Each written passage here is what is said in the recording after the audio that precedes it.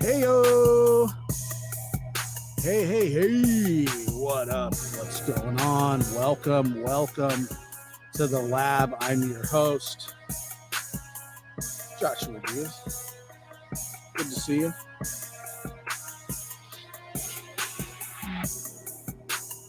Good to see you. It is Friday, December 3rd, 38 past. It's so good to see you guys. Look at it. What's going on in the land of lovely, huh? Here we are again. Here we go again. Here we are again. Thank you for being on. Thank you for being here. It's awesome, right? It's always awesome to see you guys.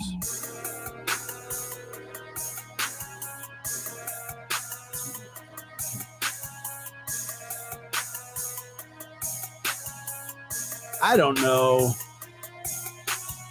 what's going on. Oh, Kim, thank you so much for becoming a member. Welcome. Thank you. The hair is hanging in there.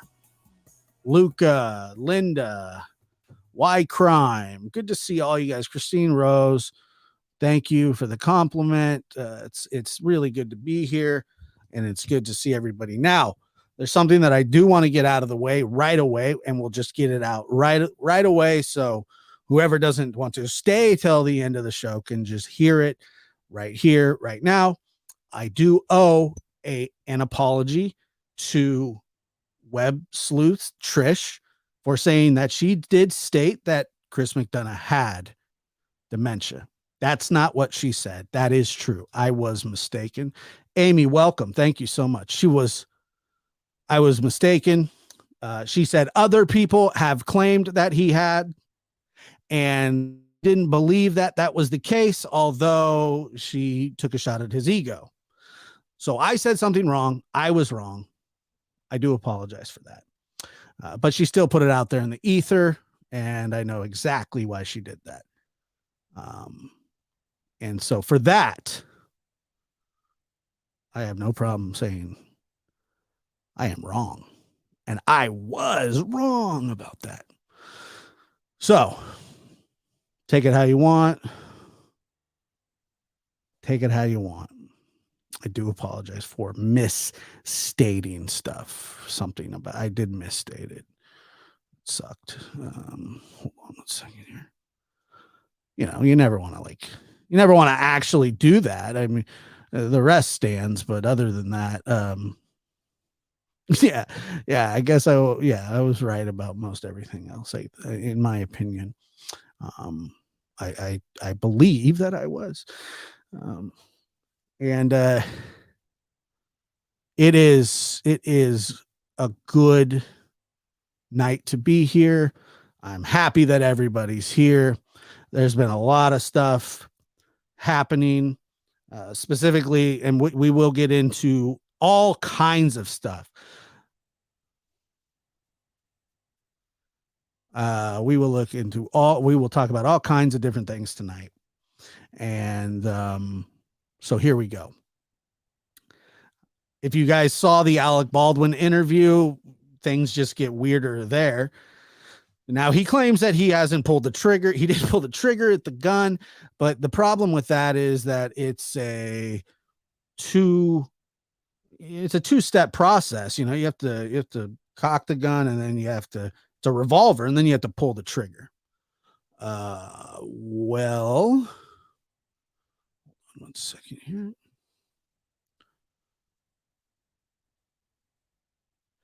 Let's see. You have to. So I don't know why he's claiming now that he didn't pull the trigger. Seems like that ship sailed quite some time ago, but who knows? It's just Yeah, I guess if you pull the trigger, you're responsible, but you're not really if you didn't bring like he's not the gun handler. The people There are people on set that there are movies that all they do in movies is have shootouts. That's it. That's all they do. It's just a shootout. War movies, people don't tend to get shot during Saving Private Ryan, I don't think, or Lone Survivor. Uh, yeah, Beatrice says. Now that's funny. That's funny. Couldn't understand. I'm waiting for his wife to translate in Spanish. Yeah, they're an interesting group. Who did the finger thingy with the pew pew? I don't know. In cam, how you doing? Shootouts everywhere. Well, and just in different movies, that's what happens. There are movies literally based on just shooting guns, and I don't know how something like that happened. I really, really. So it'll be interesting to see what the conclusion is. I'm not really sure why he would say that he didn't pull the trigger, because even if he pulled the trigger, it's not he technically wouldn't be responsible technically, um, if he's not the gun handler. I mean, there are people that are supposed to be in charge of that kind of stuff. So it's kind of interesting to assume. I don't know, man. It's really weird. Now, one thing that I did want to touch on, because it has been kind of a hot button topic for the last few days. Thank you for that. Appreciate it. And the hot button topic really is that, you know, I felt personally attacked. Not really in like a, not in a, well, I was personally attacked. I have been. I'm still a little getting a little bit of it. And I knew that that would happen doing what I did. And I made that decision. And I apologize to anybody who didn't like that decision or appreciate it. And so I wanted to say that I felt that I wanted to stick up for myself. And so that's what I did. And I wanted to stick up for somebody that I genuinely care about. So I did. I have no problem doing that ever. And I'll continue to do that. And then I just started kind of thinking, why do I care? Should we care? Is it a problem that people don't like us? Because not everybody in life is going to like you. It's impossible. Even the most popular people in the world have detractors. And I mean the most popular. And that's okay. That's kind of the ebb and flow. That's just kind of how life works.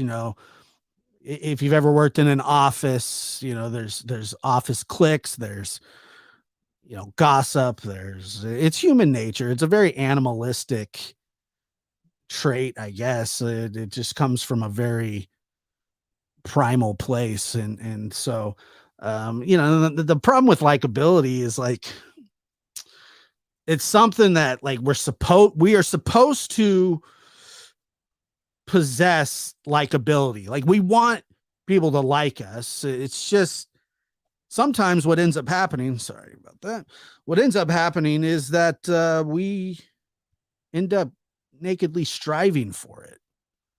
We end up striving for people to like us, and instead of working to become the most appealing, the most appealing part of ourselves. Like we need to be the most appealing, uh, most palpable versions of ourselves. And I know that it does sound superficial, That does sound superficial, and it's kind of sad. But really, I guess what we should be striving for is more so our integrity or what we feel is right.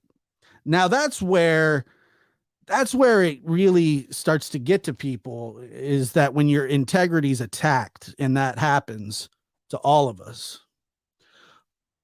It happens to all of us. All of our integrities are attacked, fair or not, it happens. And it's all, like I said, it's all great in theory. But think about this. When somebody doesn't like you, it's just not that easy to accept. My hair is just wilding tonight. It's hard to accept. It's hard to accept when people don't like you. And it's understandably upsetting, especially when somebody you're fond of doesn't like you. You question why they don't like you, how you can get them to like you. Well, I don't know. I'm not really sure why. But it is understandably upsetting. After all, any unrequited affection feels like a personal rejection. When you like somebody and they don't like you, and then you go, well, I like you. How come you don't like me? I don't have a problem with you. How come you have a problem with me? Kim Schley. I'm not talking about anybody specific.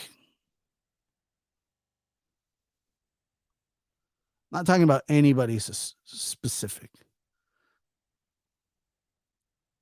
Nothing happened. So like you tonight. Oh no, don't say that. Don't say that. We're not talking about anybody specific. And it's just, but being disliked by someone who you dislike, that's a whole nother ball game. When somebody doesn't like you and you like them, it feels like you're not adequate. It feels like you're not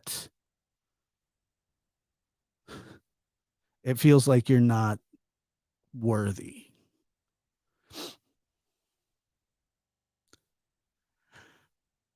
And I see people in the chat saying, I don't care anymore. I don't care anymore. Well, that's good. That is good. If you can do that, fine.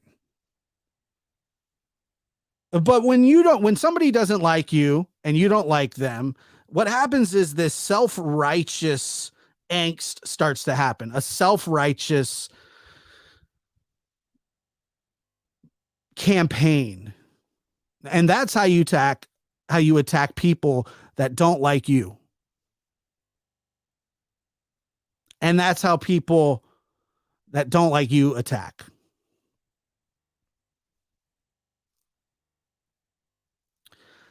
It's really weird because we're hardwired with the desire to be liked. That's just who we are. We just naturally want to be liked. We just naturally want to be liked. Yet we show up for gossip sessions. We show up for feckless fighting. We like to see other people in turmoil, mostly from the outside. And sometimes we insert ourselves into that when we shouldn't, and yet we do. Like I said before, and I'll say it this way this time so I don't get 10,000 emails. Sometimes the juice, specifically the lemon, because if you've ever had a bad lemon, it's the worst. And if you've ever had a good lemon, you got to know if it's worth the squeeze. There are times when being liked does actually pay off in meaningful ways, super uncomplicated ways, such as like the in-laws, or you people at work. You want to get along with the people that you work with. You want them to like you. You want them to like you, but that doesn't always happen. Sometimes just in life, people aren't going to like you. They're not going to like you for the way that you walk, talk, look, act. They think you're too conceited. They think that you're strange. They don't like your family. They didn't like you in high school. They don't like you now. Why is that? I don't know. I don't know. It's just how it is. That's just the way that it is. And that's a fact. But the major point of this entire situation with people who we don't like, that don't like us, I guess that we can have mutual common ground and respect. I guess.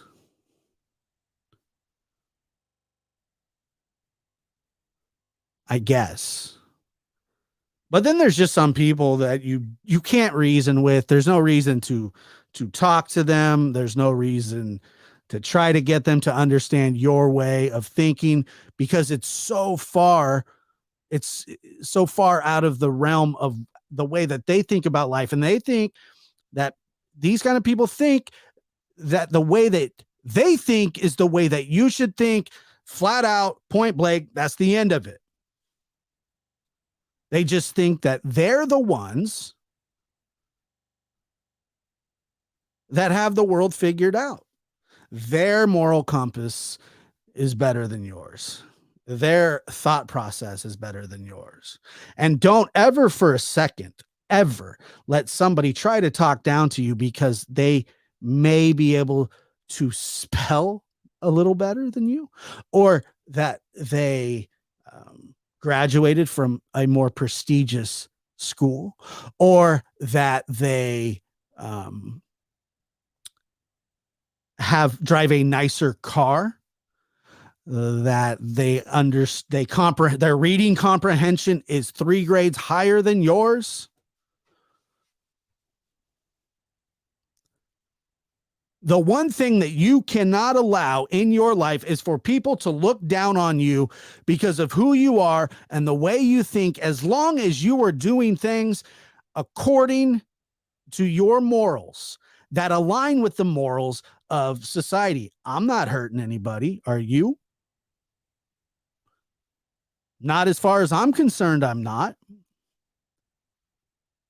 The only person that I got to answer to is me.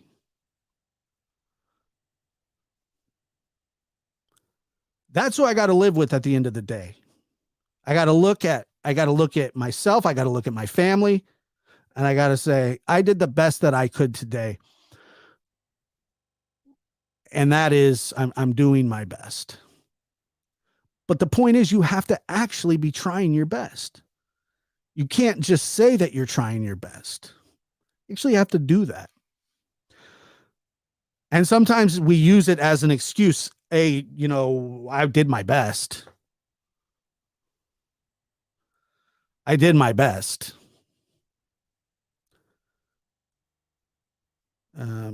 Elitism becomes very dangerous as history has shown us. I mean, you don't have to go back, but 80 years.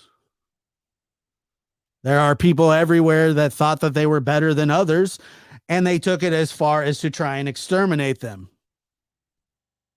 That's the kind of elitism. It's a slow, gradual process. But the fact is that people still think that they're just better than people without the wanting to, the whole extermination aspect. They just think they're better than you. And they're not. They're not.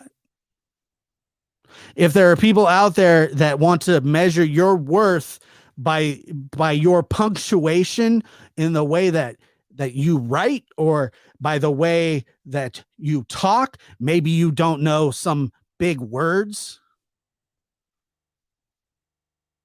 Maybe you don't know some of the big words. But apparently, and somebody said, well, I know great words to use. You don't even know what that means. That means you're dumb. Well, according to you. But see, we don't all live in the same world. We don't all live the same life. We live on the same planet, but our social orbits are different. And I could tell you that if I'm lost in the wilderness, I'm not going to want somebody with a 198 IQ who's never chopped some wood before and their hands are completely they look like a baby's hands. We're lost. We got to make it, 100 miles home on foot. We got to make it 100 miles on foot. That person's useless. He can take his IQ and shove it up his ass. I need Paul Bunyan. I need somebody who knows how to probably make moonshine or has castrated a bull before.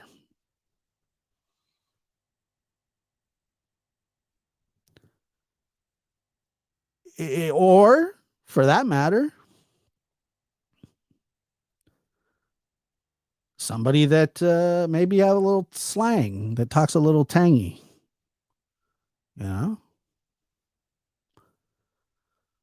A-Pal says, I was just at a surgeon's house and he couldn't put a Barbie Jeep together. Absolutely. I don't need somebody to teach me about the Pythagorean theorem while we need to go 100 miles. Why pi goes on infinitely, I don't know. I don't need to know that. And the fact is that there are just some people that just aren't going to like you. And there's no reason to try and change that. There's no reason to try to change that. What would be the reason to try and change that? What good is that going to do? None.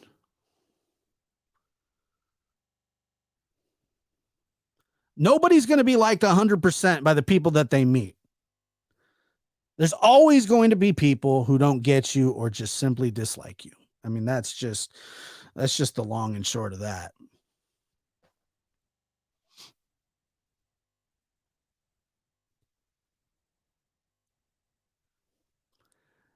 And the truth is, you have a finite amount of mental and emotional energy, which to try and change people's opinion of you. But the problem is, you gotta know who is worth that.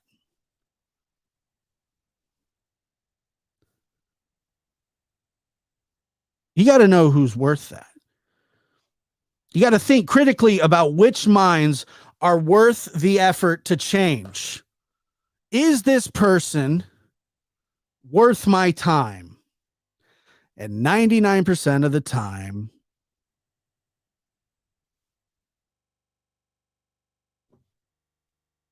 that's just not the case.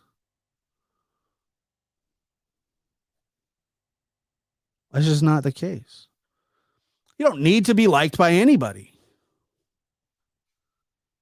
There are just people that are likable people, or that you can actually like, that have kind of an off-putting personality, and then you kind of get to know them and you go, look, they're just misunderstood. They think about the world different than I do. That's okay. Is that okay? Of course it's okay. Why wouldn't it be?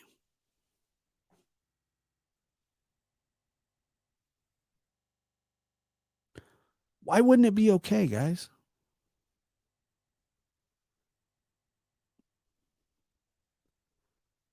I don't need to prove my intentions. You don't need to prove your intentions. And that goes for the people on the other side as well as the people on this side. We don't need to prove anything. My worth is valued by the people that are directly in my life. And if I am living up to their expectations of a father, a brother, a grandson, a son, sister, brother, whatever.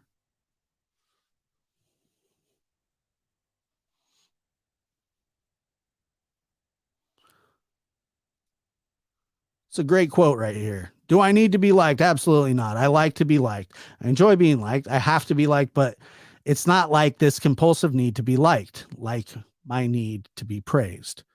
Being praised and being liked is different, I guess. I want people to like me.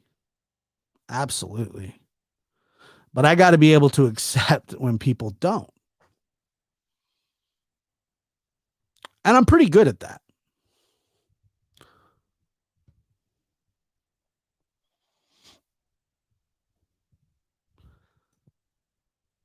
But I don't, but another thing is, I don't really have a lot of enemies personally myself. Actual enemies, like enemies.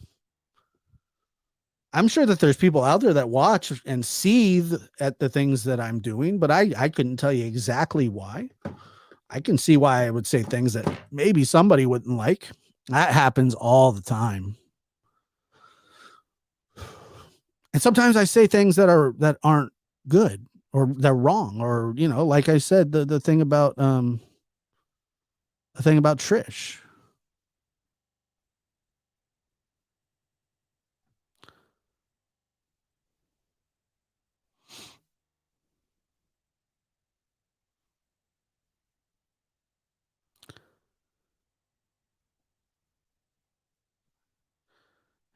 Happy birthday to your daughter. Oops. Beatrice, what do you mean? Well, there's Trish.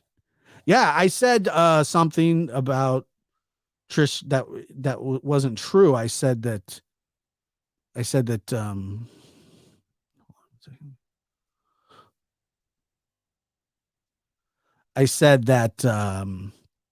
she said that Chris McDonough had dementia. And that's not what she said. That's true. I was totally wrong on that. But it was still kind of implied. I mean, come on.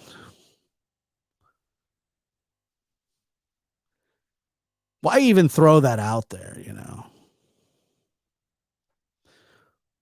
I don't know. That's her. I guess that's her right.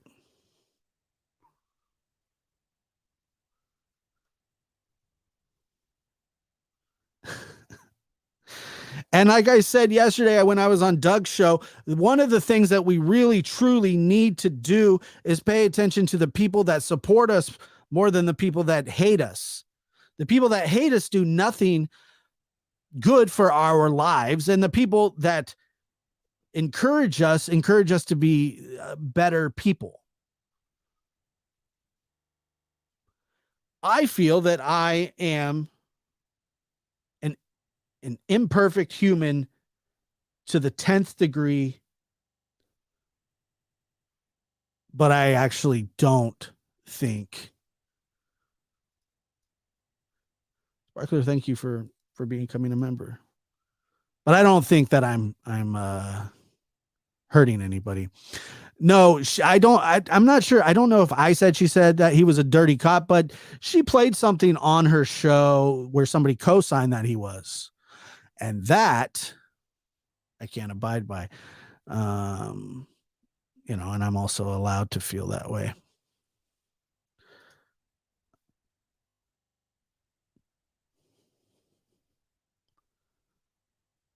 But when I say that, then I get pounced on saying that I'm an absolute liar. And I was called a liar. I was called a coward. I was called what else was I called? Um, Dumb, liar, coward, dumb. According to these people, I'm one of the worst humans to ever live. Right up there with OJ.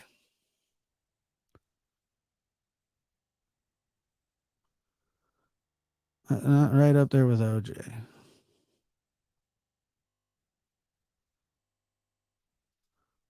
Yes, you. I don't know what's that. Yes, you are not trying to be negative.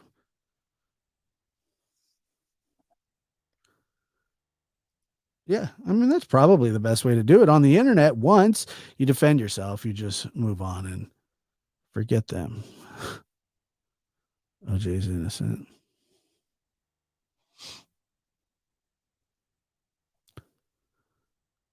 I don't mind. I don't mind people not liking me.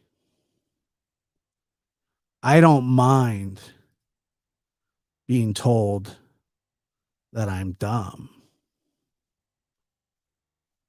I don't mind any of that.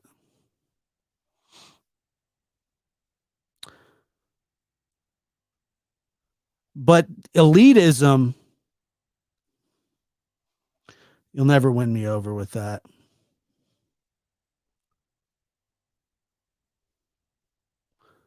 You'll never win me over with that. The people that think that they're better than others are the people that truly bother me. You cannot like me for any reason. You cannot like the people that support me. That's totally fine. I'm good with that. But the fact of the matter is, I don't need people.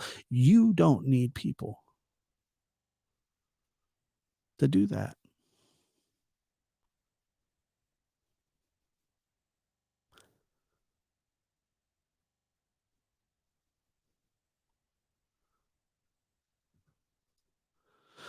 And it says, well, you've also been called honest, intelligent, funny, and who can forget the numerous compliments on your looks? Well, that's true.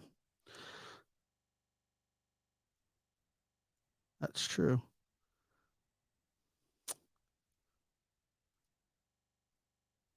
You know, and if we want to, if you really want to, if we want to dive into the people, the whole everybody is equal thing, well, that's not true. Not everybody is equal. You're Some people are good at other things, and some people aren't as good at that. Not everybody is born the same. We're not all born with the same physical capabilities. We're not all born with the same drive and desire and interest. Not everybody is the same, and we're not all created equal. And the reason we're not all created equal is because of people like, say, Justin Timberlake. It's kind of a joke, but yeah, the guy can sing, dance, he played basketball, he can act, and God just kept dumping talent right on top of his head while his brothers and sisters were going, um,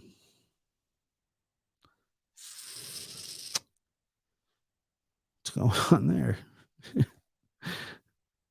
Yeah. Bruno Mars was not created equal. Too much talent in one person. But I bet you there's a lot of things that he can't do that you can do or that I can do.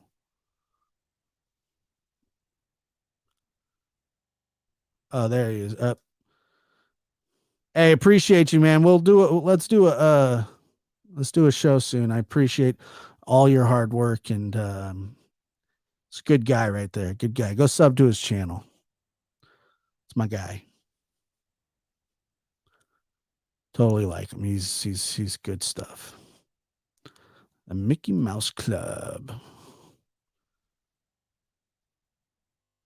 We're all equal in the fact that we are allowed, we are welcome to have life and liberty and things like that. But I mean, some people play in the NBA. Well, not everybody's cut out to play in the NBA, are they? He is. Cars and Cases is a great channel, and make sure to go sub to him. Bruno took your talents. He took everybody's talents. Oh, Chris, awesome for you to be here. Thank you so much. Thank you, Chris. Good to see you. And then there's just people who use talents for wrong. The forces of good and evil, the lines have never been more blurry. That just people just twist and distort reality to kind of to get it to fit the narrative that they want, and then they just spew it into the ether. They just throw it out there.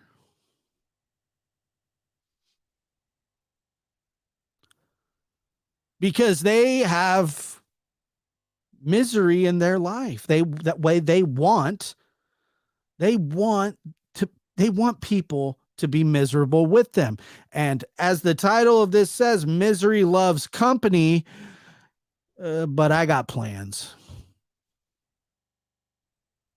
I refuse to be miserable with these people. I refuse. I absolutely refuse. I just refuse. I, just like you, am a person that seeks validation. And not always do I get it. And sometimes I think to myself, there's people, I can't believe that there's people that don't like me. I can't believe there's people that don't like me. But then I go, you know what? It's actually kind of believable. Sometimes I'm off putting. Sometimes I'm just a little too aggressive. Over the last 24 hours, I've been told I have anger problems. I never knew that I had anger problems. Nobody ever told me I had them. I've never had an incident with anger. I've never freaked out on anybody and just went crazy. So this is all new to me. And this is all new to me, you know? Interview Room says, aloha, hit that sub button before I forget to say it.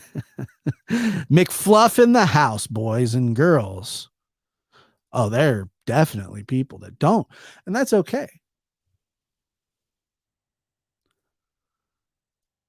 I'm with you here. I understand that. You don't have to worry about them. Worry about the people that do like you. Worry about the people that do like you. That's what we got to focus on, people. We have to come together as a community who, by the way, at this point in time is not being taken very serious by anybody in the world. None. We're just not be go, what the hell is going on? I tell my friends, they said, well, you know, how's everything going? I said, well, it's going good. And they go, how's the true crime stuff going? And I said, what true crime stuff? So, oh, you know, the true crime stuff. What true crime stuff? The true crime stuff. The true crime community. What? I said, oh, I don't know. Not good, I guess. I mean, it's a bit tattered.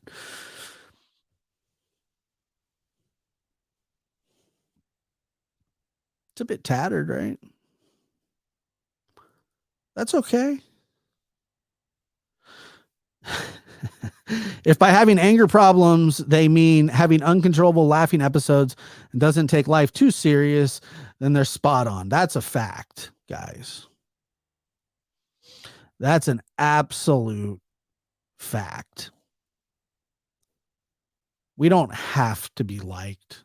We want to be liked. There's a huge difference. There's a huge, huge difference. How's the true crime community going? I don't know. I don't know. It's become very cannibalistic. So now you not only do you have the true crime community who fights against each other, and then we all make each other look like a bunch of a-holes, then that happens. Trust me. I've done it to myself. You learn lessons along the way. A lot of them. Everybody makes mistakes, and then we make, you know, as you're going on, you're going, I will never do that again. I will never do that again. I will never do that again. I will never do that again. But the point is, you actually have to make it where you don't repeat those same problems. Standing up for yourself is not an actual real problem. And then you have subgenres now of the true crime community. That is insane to me. I'm just a podcaster from a small town who did audio podcasting only. And then I decided that my talents were worthy of trying to put something together on YouTube and to make videos, short mini docs. And then I said, well, I didn't know that people just do this. I mean, I can do that. We can all do that, right?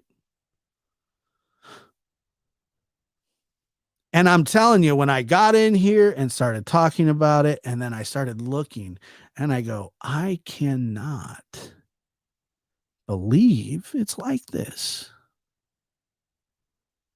I can't believe it's like this. And you know what? I've been a part of the problem too. I've engaged. But I've also learned engaging is not always the best way. It's not. It's actually a really terrible thing to do, especially when there's people that when you try to engage with them, they don't want to hear your opinion.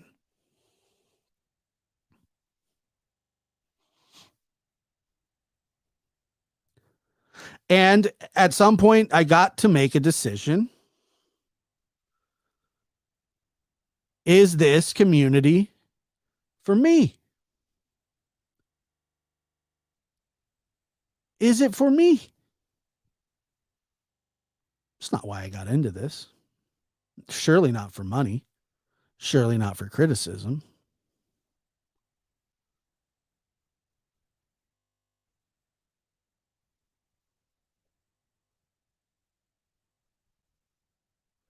Is this for me? I don't know. I love to broadcast. I love to talk. I love to encourage. I love to interact and I love to read your wonderful messages. I love that.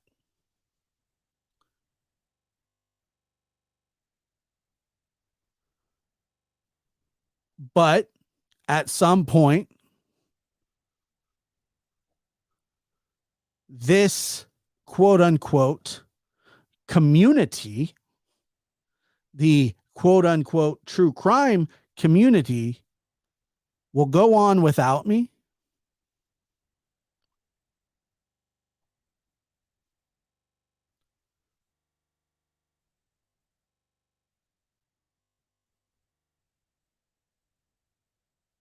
It can go on without me. It was long before me. It will be long going after me.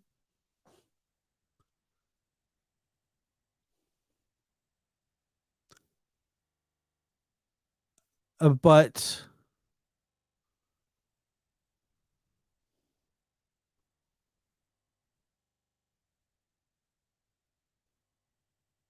I will always have some sort of platform. But at some point in the near future, I will have to make a decision.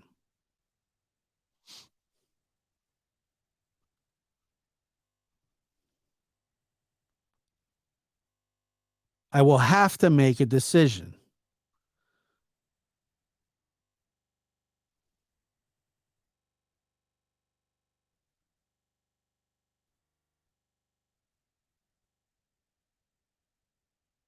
And I don't know. And I'm not saying that I'm leaving.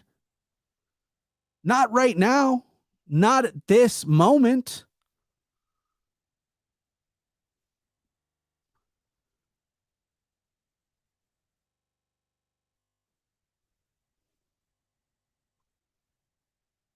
Not at this moment, I'm not leaving. But in the near future, a decision will have to be made. And if I do leave, people, if you can come and I'll have a platform somewhere else.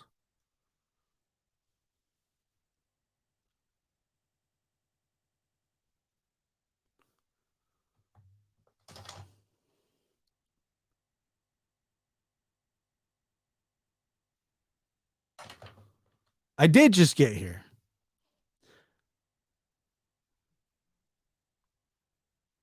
I did just get here. And like I said, I'm not, I don't want to make it seem like I'm leaving. I'm not leaving. I just, this may be this niche, this whatever this is, isn't what I ever had expected of it. It's a mess.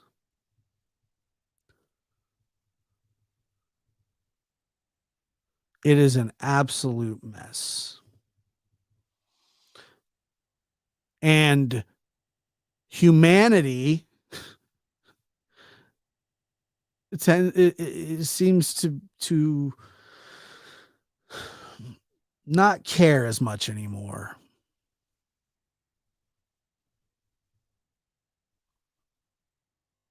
This is not a forum that really promotes a proper argument when somebody disagrees with you.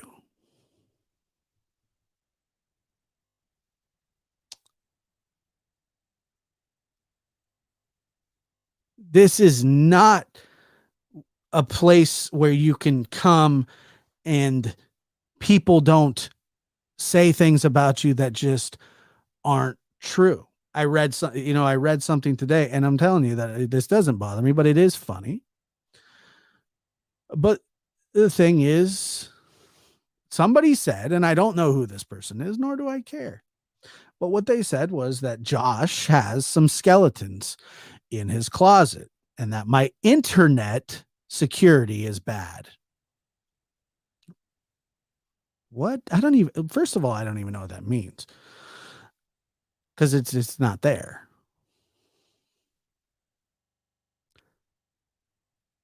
But do I need that in my life? No. Am I relinquished to a YouTube channel because this is all I can do? No. I do it because I want to, because I enjoy it. I enjoy the interaction. I enjoy trying to cheer people up.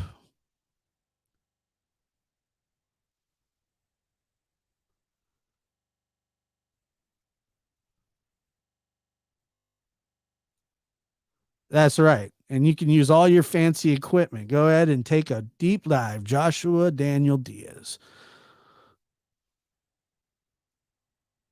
But the thing was that it wasn't even brought up to me. It was just said to another person, and that's how these things go. While I'm not scared of anything that people might say, but you have people out there photoshopping tattoos on people's chests and legs, and it's yesterday I was told I'm a woman hater. I have anger issues. Let's see what else. Woman hater, anger issues, I rage. What else? I don't know. The woman hating. Yeah. But that's just, it's just not true. But that doesn't matter because now there will be some people out there that say he hates women. I heard that online. Well, if you know anything about me, the last thing I do is hate women. I love them. I was raised by women, not wolves.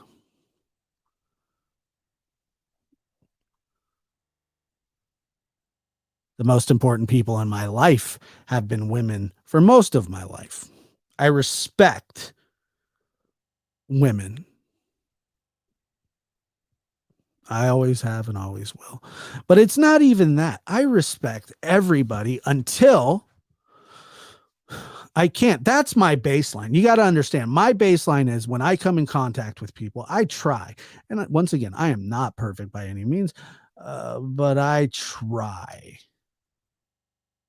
my hardest to be kind and courteous. And that kills me when I'm not and when I let people down, and I do let people down.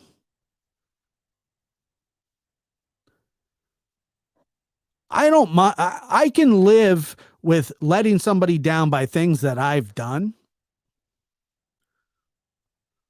but I can't. I really, really, really can't abide by people just making up stuff, just flat out lies. We are in a society now where people can literally say whatever they want with no consequences. If I have skeletons, expose them, please. Do us all a favor. People have pasts. I'm not judgmental of that.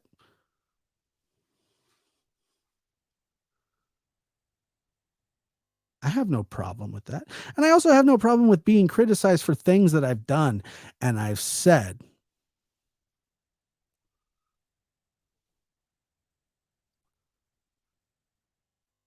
And I will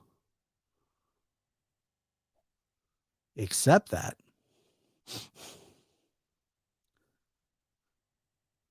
I'll accept that. I have no problem accepting that. But the lies. And here's the best part about I call this modern day line. When I said that Trish said something that I mixed it up and it was wrong, and I admit that. Well, then once that happens, you're branded as a liar. You're an absolute liar, an incessant liar. Thank you so much. An incessant, not just a liar.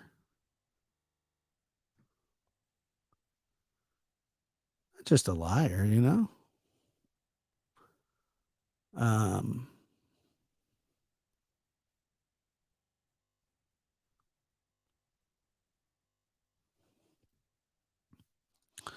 I'm not quitting. Look, this is my life. This is what I do. This is what I do. I broadcast. I'm always going to be in media one way or the other. If I leave, it's to a different platform. It's to a different genre. It's to something else, because there's just some things that I don't want to be associated with anymore. And I don't think that's a problem. I talked about a pickle for 45 minutes once. I'll talk about anything. That's what I do. This is what I do. I get messages all the time that say, Pete, I fall asleep listening to your show. I fall asleep listening to your podcast. I love driving and listening to you. You'll always be able to do that.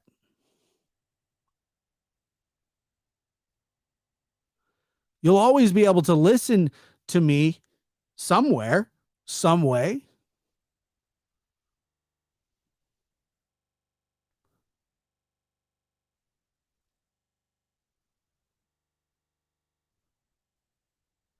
And the true crime community will continue to fail at a rate at which I've never seen, because of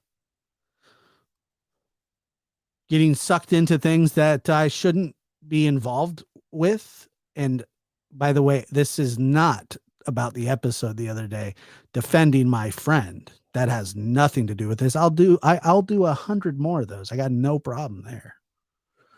None. Ever. Ever. I've been doing that stuff far before I met anybody here on YouTube.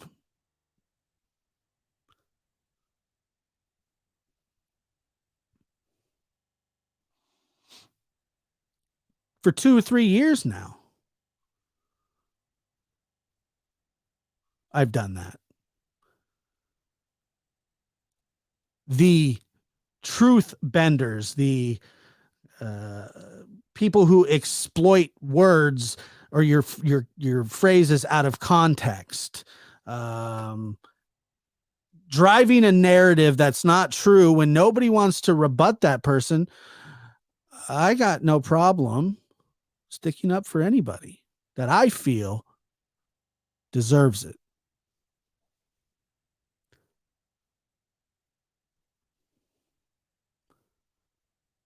And as much as I love, look, man, the way that the Summer Wells thing, getting into the Summer Wells thing, I can't, I don't, I really couldn't even tell you how. I made a 5-minute video one time to try to share some thoughts, not thoughts, just information about this little girl that was missing, because I had seen a lot of it on here and had no idea really. Summer had been missing. Let's see. She went missing June 15th. I didn't pick up on that. I didn't pick up on this case until I would say August sometime. Something like that.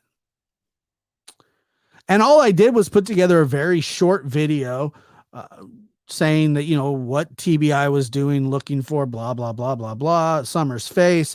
And maybe somebody will see my video that saw something. I had no intentions ever of continuing to cover it until there were more, more, more stuff started coming out about it. And I started getting interested in the story from all the different angles and characters. And then I said, well, I wonder what's going on with this Don Wells guy. This is not something that I had ever done, where I had always talked about past cases. I always talked about cases from the past. And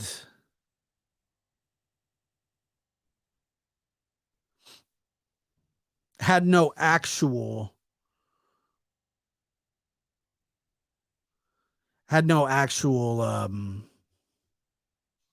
interest in covering. But then I started looking into this and going, this little baby was treated like trash. And I, as somebody who comes from a traumatic situation,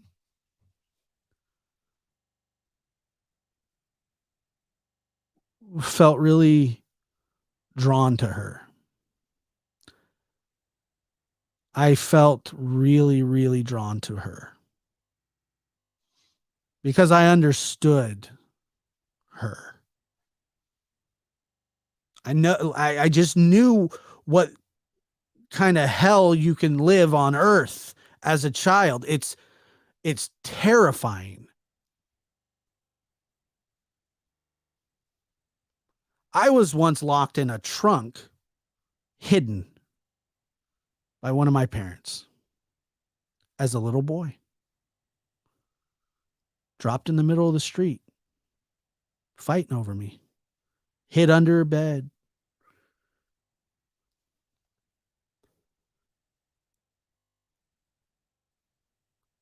How many of you have been locked in a trunk of a car as a child?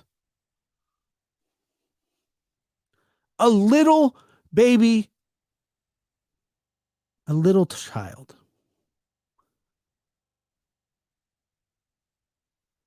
And I survived.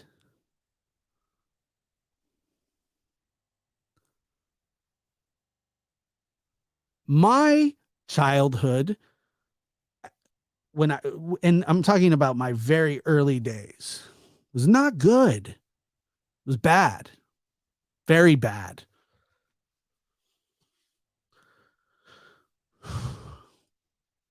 Tina King, thank you so much for joining. Thank you so much for joining.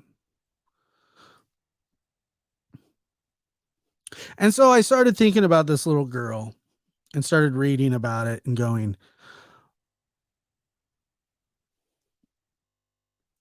wow, she went through hell.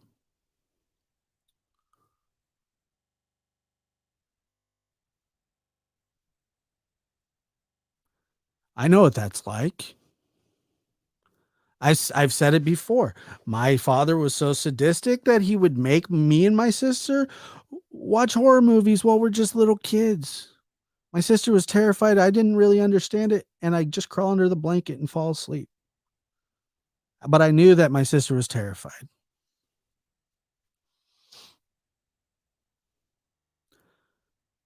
These kind of situations are not normal for children. And that is why I started talking about summer. No other reason except that I just knew what it felt like to be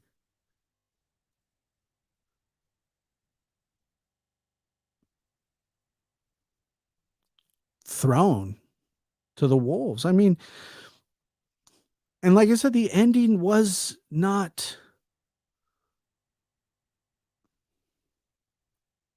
good. It ended as about as bad as possible, other than me and my sister living.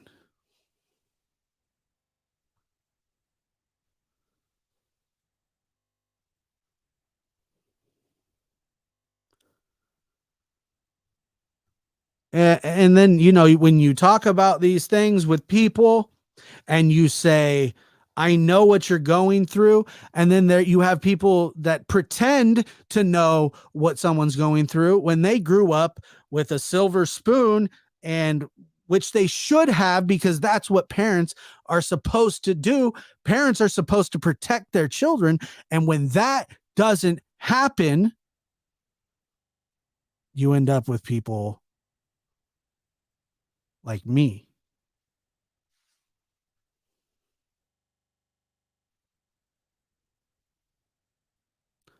You end up with people like me.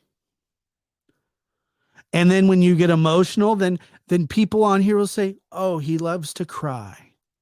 No, I actually don't. I hate it, but I did a lot of it. Thank you for joining. I appreciate that. Thank you so much for the super sticker. That's awesome. No, I hate crying. I absolutely hate it. And so I put myself in this little girl's shoes. My dad liked to do drugs, drink. I get it. My sister walked in on him trying to commit suicide. He was falling asleep in a bathtub. She was 5 years old. 5 years old. So forgive me, if you don't like what I say.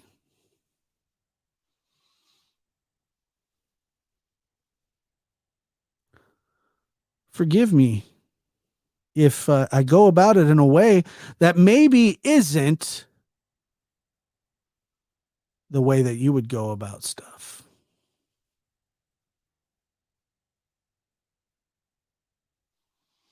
It's not an easy experience. I'm not any stronger than anybody else in the world. I was just dealt a different hand. I talked to a guy one time. He told me, he says, I lost my wife to cancer, and I was with our two children. I had to take care of our two children. I only had a 1 year old, or I had a 1 year old and he had a 5 year old. When I say I meant he. And he lost his wife to cancer within 8 months, right after they had a baby. And he was talking to me about it, and he says, and I said, that sounds terrible. I'm so sorry that happened to you. And he knew my life. And he was sharing with me his. And I said, I said, that is just so terrible that happened to you. And what he said was, well, it's nothing compared to what you went through. And I said, no, it's just different. You went through something different. Don't put your experiences in life up to others. I had never had to deal with what he dealt with. And now he has to raise two children without his wife. And then he has to explain to those two kids about their mother dying. And he's got to be the one to relay that to them. His situation isn't worse than mine. It's not better than mine. It's just different. That's it. Different.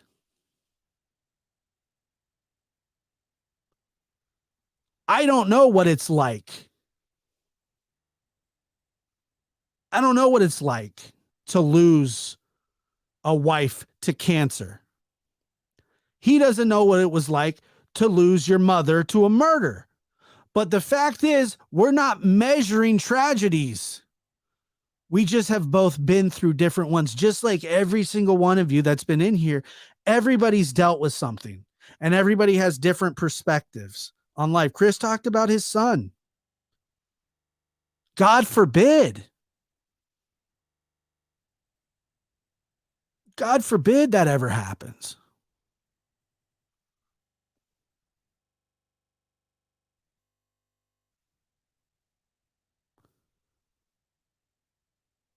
I've never had to deal with that, and I don't want to.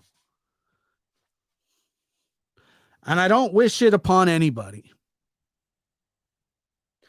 But I thought that maybe, just maybe, I have maybe a unique thought. Look, I've always been fascinated by people, why they do what they do. I've always been fascinated by why humans do what they do. And then I'm also fascinated by what we're capable of, good, bad, and anything else.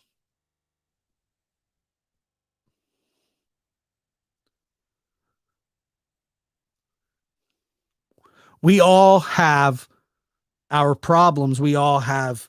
This just so happened to touch a nerve with me. That's the only reason I did this.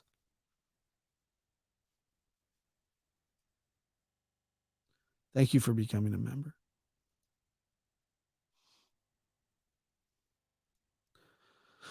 My cousin and best friend passed away on Thanksgiving Day. It's awful to go through. It is awful. I'm so sorry that happened. I'm so sorry that happened. But then I feel like I grew up. I I tried my best to fix myself through the years. Tried to become a productive member of society while making mistakes along the way. Two mistakes that I particularly made was I had children too young.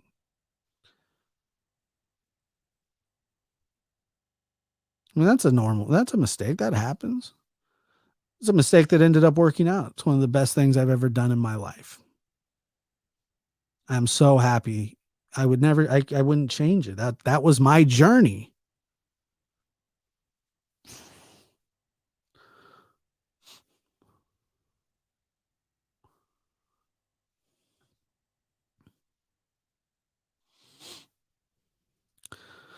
Beatrice says, my parents were both federal law enforcement and nothing bad happened to me as a kid. And that's how it should be. Congratulations to your parents there. One that is like that's how it should be.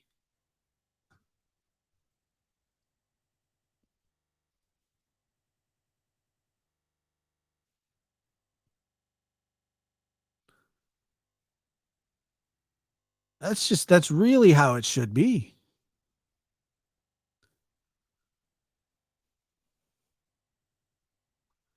But no longer will I be beholden to anybody's feelings of who I myself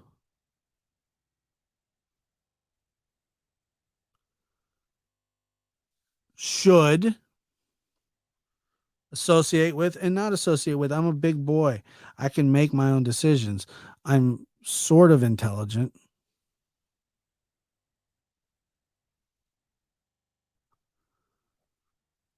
I know what's good for me and what's not at this point in my life. I like who I associate with. Nobody's perfect, least of all me. And for people to pretend that they are while pointing fingers at others,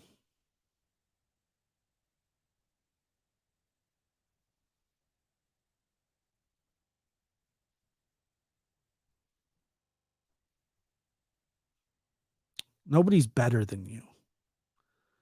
Don't let them wag their finger down. Look onto you as you're nothing. Because that's not true.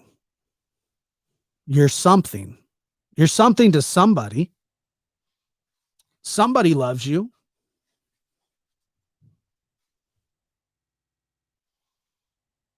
Somebody respects you. Should we should we change? Should we evolve? Should we try to do better? Should we strive to be better people? No question about it. We have to. We have to try to be better people, but not on other people's terms. If I personally can lay my head down at night and with the conscience that I have and say I did my best today, I'm okay with that.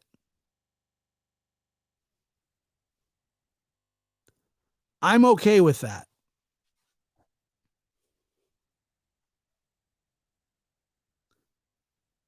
And you should be too. Remember, you have a very, very small amount of energy to try to change other people's opinions of you. Choose the right ones. If you get off on the wrong foot with somebody, that can be fixed if that other person is willing to try and fix it with you. But if they're not, that person's not worth your time.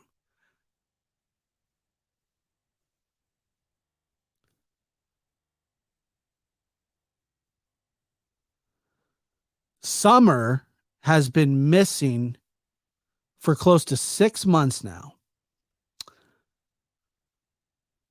And I have never been so affected by any story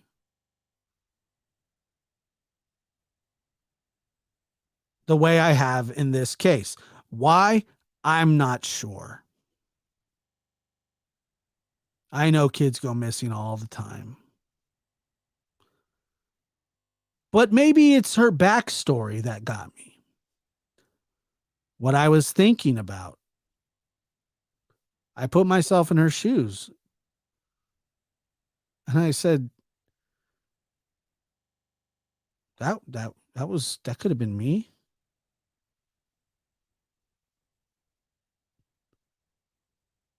I mean, my father went on a blind rage shooting spree, and whoever he could have got to, he would have killed. And luckily, he couldn't get to me and my sister.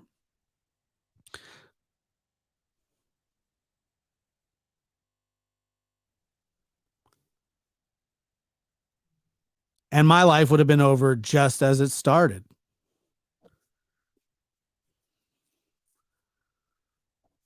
Why did I pick up on this? I don't know.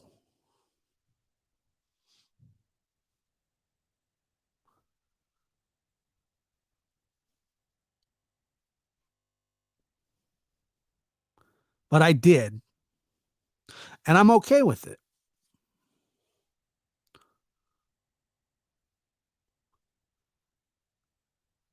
And every time I hear something that possibly something may have been, it brings great anxiety to my life.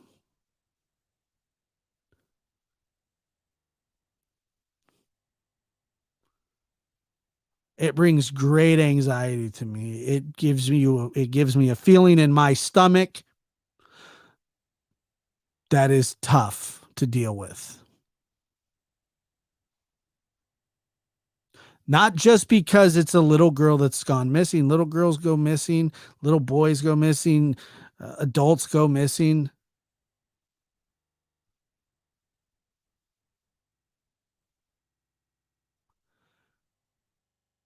It's because I just kind of relate, I guess. Stories kind of similar. I mean, we just,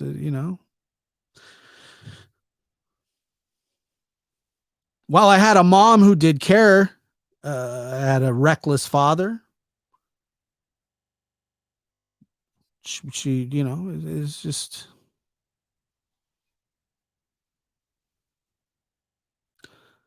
it's odd. I don't know why we all picked up on this, K Mitch. I don't know.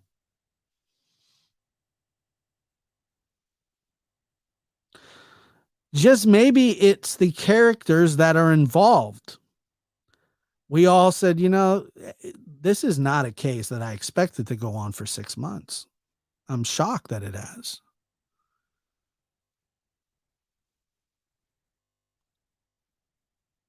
And I wish that it would come to an end soon. Like I said, I don't need this case for content. I don't. I can do other stuff. I'd prefer it actually. But Summer has touched my life the same way that everybody in here is mostly a Summer audience.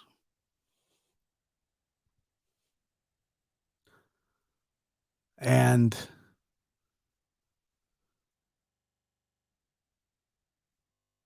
she's made an impact on all of us.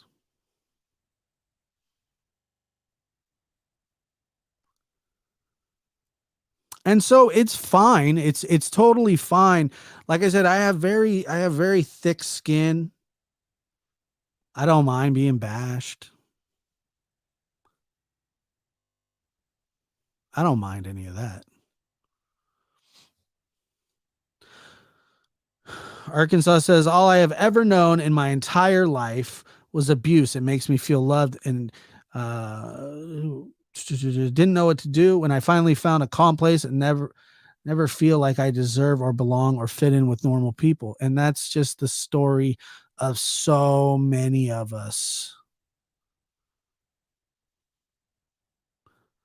Get in where you fit in, right? Tribalism.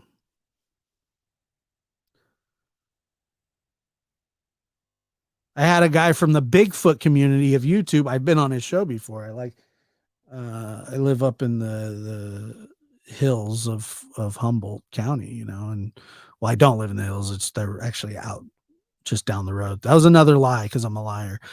And It's just, not too far from here. I've, I don't know if Bigfoot exists or not. I'm guessing not, but that's a story for a different day.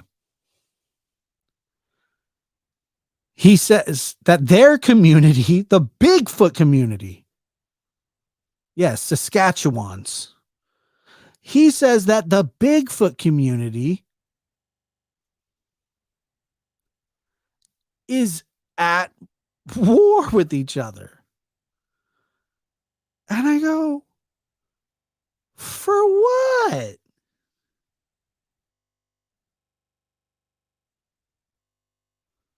The Bigfoot community is fighting.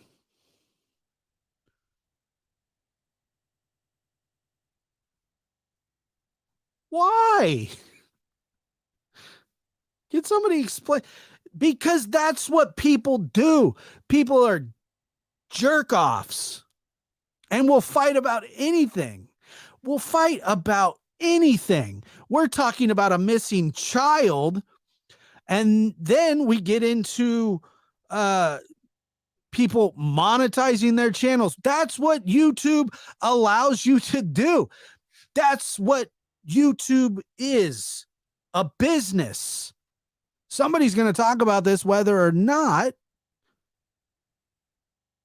And then people start questioning, are there people out there that do this for monetary reasons? Absolutely. Is that any of our business? No, because the people that support them, they're the ones that have to make that decision. Not me. I don't need to tell other people who to support and who not to support. I don't think the world is that dumb where I'm the one that gets to tell you who to support and who not to.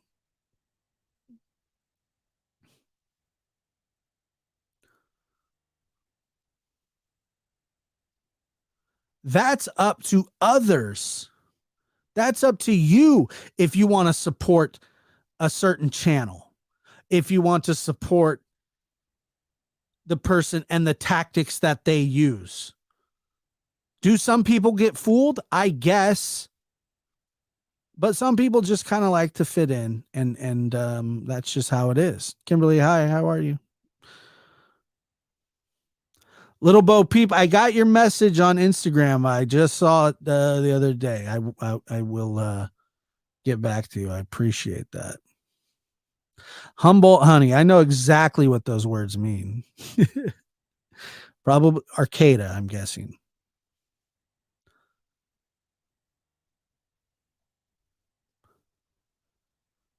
But at some point in the near future, I will be making a decision on which way I'm going.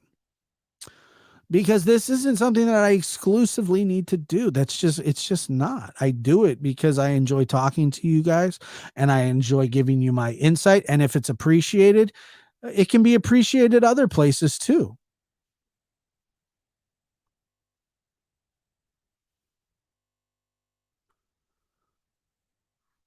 But like I said, as of now and as of today, after I apologized, welcome. Thank you so much for joining. You guys are great.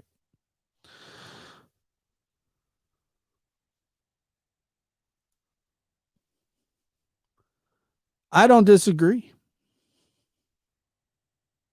I don't disagree, Beatrice. And I don't think that we should bash the police. Let them do their job. Can we talk about it? Can we speculate? Can we be frustrated? Of course.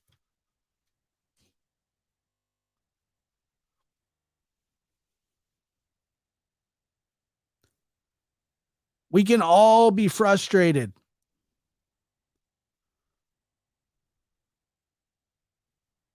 It's sad.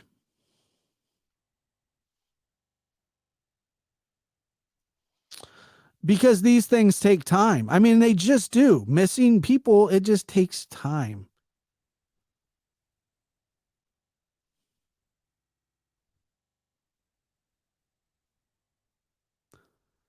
And yes, the waiting is excruciating.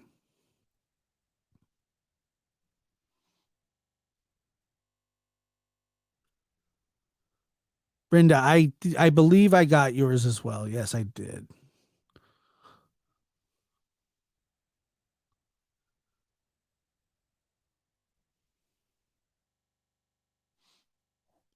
Everything about this case is frustrating. And do we speculate? Of course. That's kind of what we do. Thank you for listening to me on Spotify.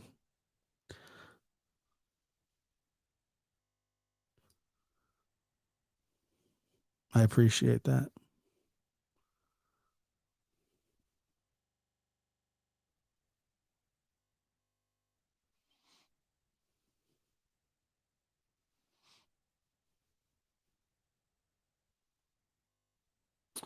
That's right. There's just there's no doubt. And it's becoming more and more heartbreaking. But I guarantee you, and I know this, that there are people working their ass off on this case, and patience is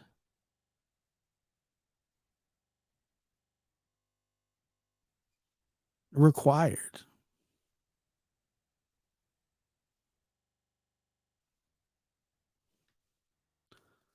Patience is required.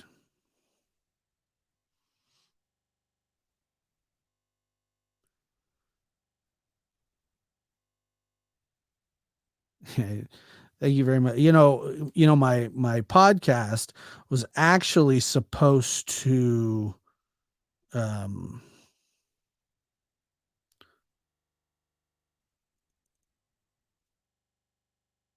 it was supposed to come back out on my birthday, and it didn't happen.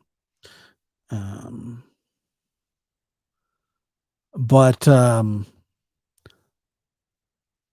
it is the new episodes are coming, and we have done many of them.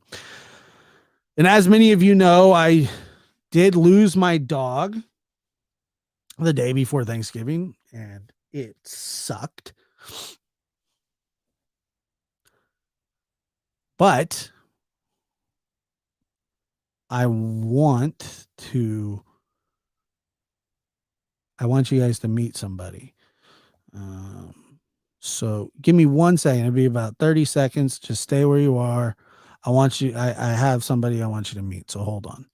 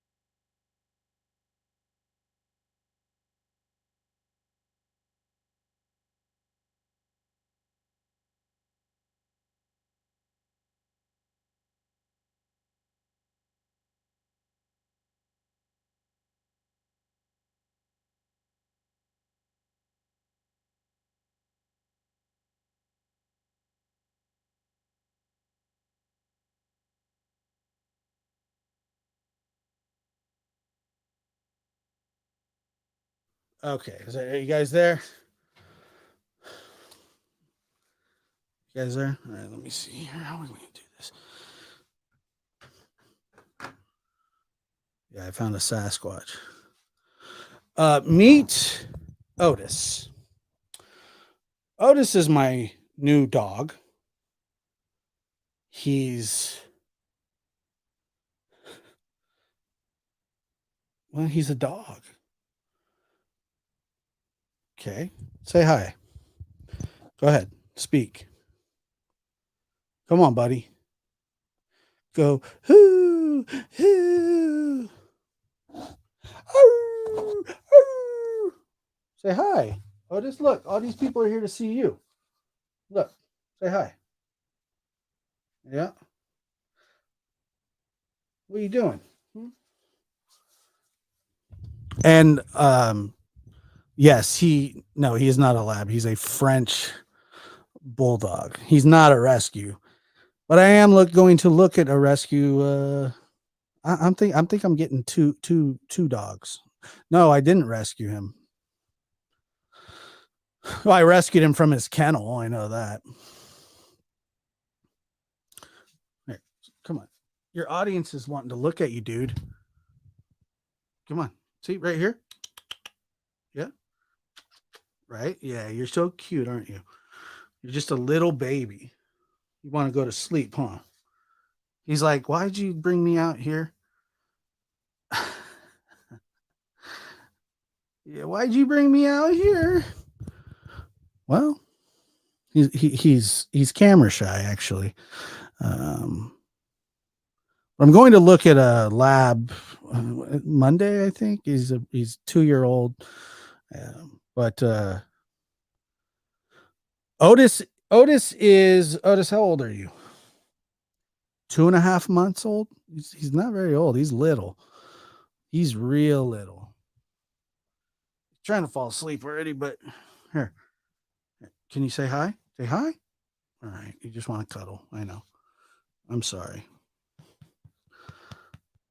You go to bed, okay?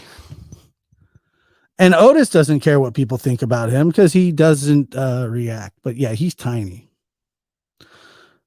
He is a little guy. He requires to be put to bed. I'm going to get him a jacket tomorrow because he gets cold. It's weird. It's really weird. He gets real cold, and he likes to be held, and he's got the same spirit that Maggie May has.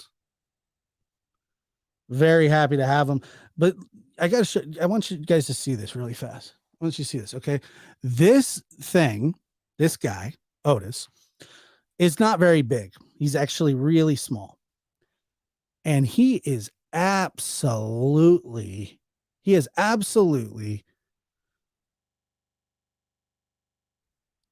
torn my house up.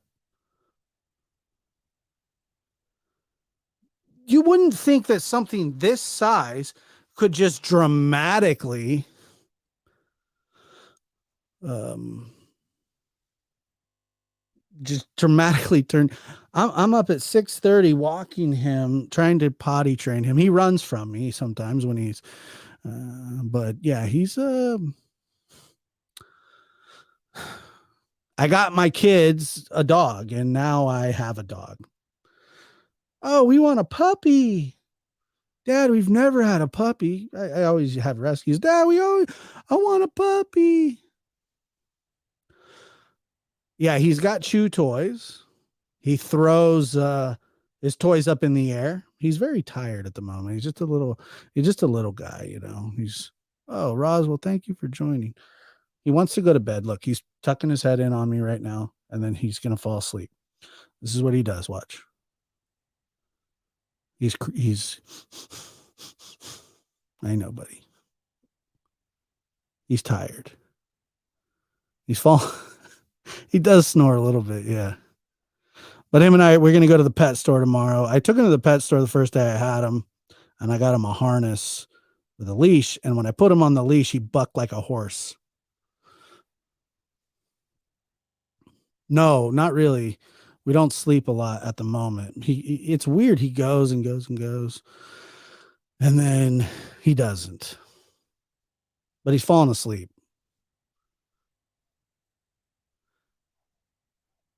But he likes to be put to sleep. Like he doesn't want to fall asleep on his own. He wants you to put him to sleep. And he's asleep right now. I'm talking and he's just, yep, fin and feather. That's right. That's where I go. But anyway, him and I are gonna he's gotta go get himself he's gotta get a new jacket and he's gotta get a new toy because he's yeah, he smells okay. Yeah, a little bit. Like cigarettes, I think. No, I'm just kidding. He's, he smells like a puppy. He said, what? Don't tell people. Say hi.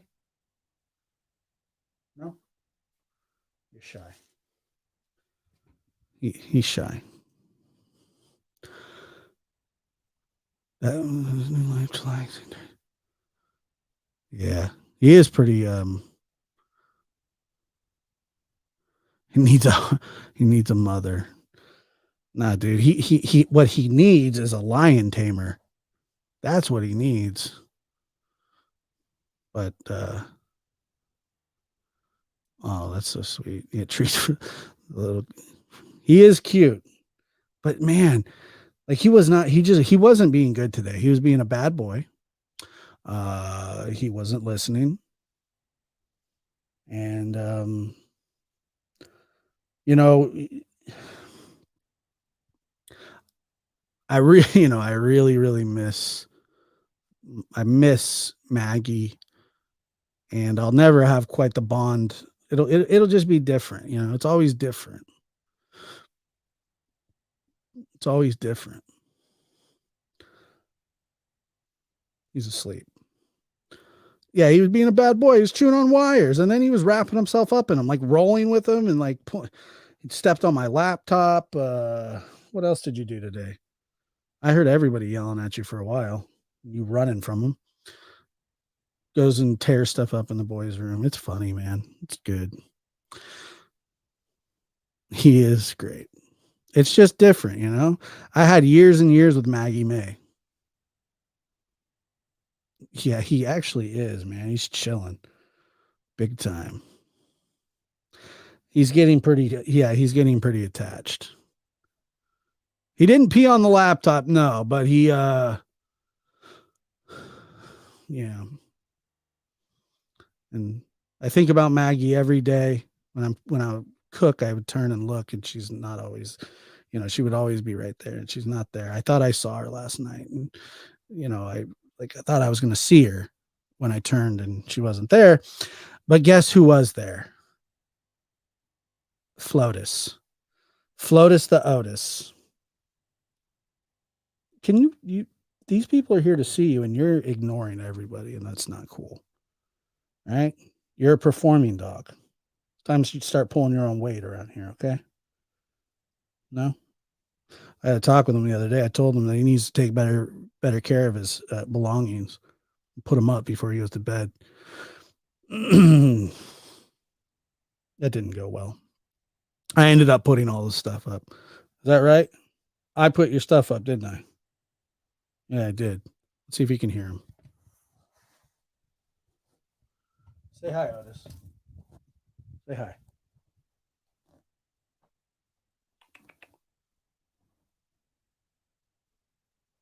No.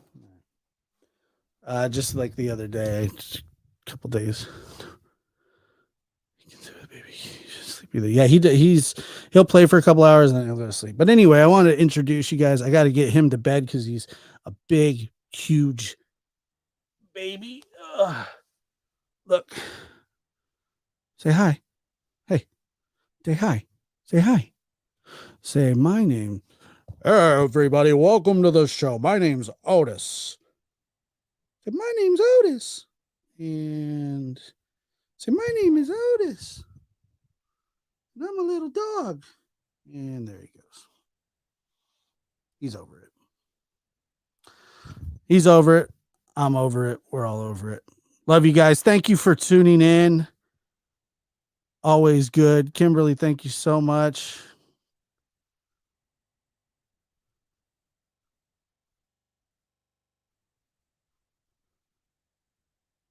Yeah. Thanks for being here, guys. I got to get Otis to bed.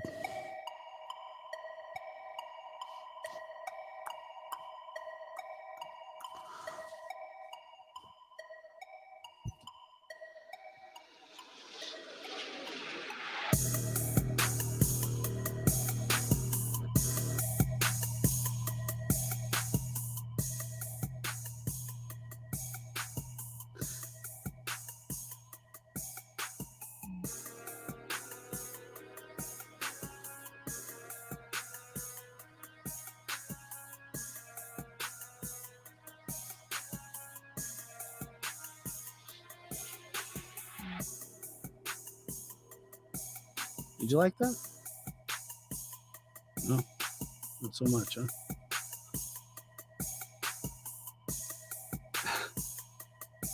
I know his face. He's kind of ridiculous. Like you want to tell him no to stuff, and it's like hard.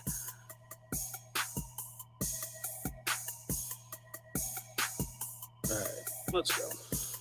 You guys have a nice night.